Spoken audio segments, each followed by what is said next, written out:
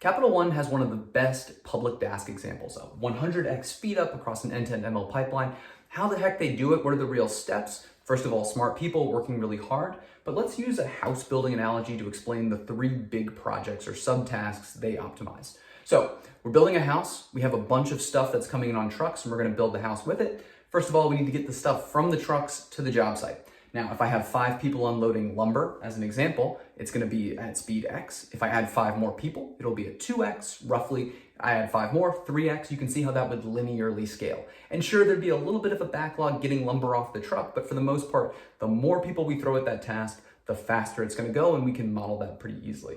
And that was step 1 that they did, using things like Dask delayed to find tasks that could be parallelized really easily, embarrassingly parallel tasks. And they used Dask delay to just go ahead and run those in parallel. So the whole pipeline. Let's throw more people at it.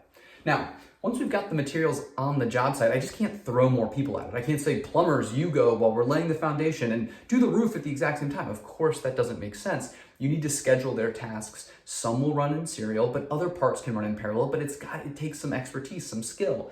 And this is really where the Dask interfaces like Dask data frame, Dask arrays, Dask ML, Dask native integration with XGBoost really shine because they're built with that logic to do that efficient task scheduling for those particular things. So when we can be embarrassingly parallel, we do that first, just throw people at it. We need to be a little bit smarter. That's where we use a specific foreman or specific task scheduler, and Dask has these interfaces for those types of tasks.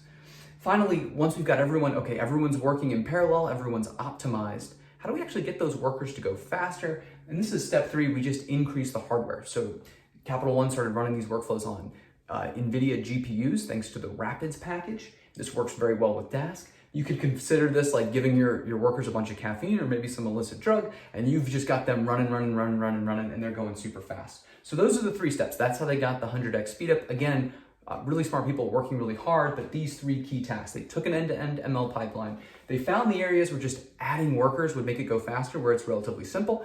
They then used Dask interfaces like data frames, arrays, XGBoost, so that they could do the parallelization on the more complicated task scheduling, like having a good foreman. And then step 3, they just got those workers running really, really fast using GPUs.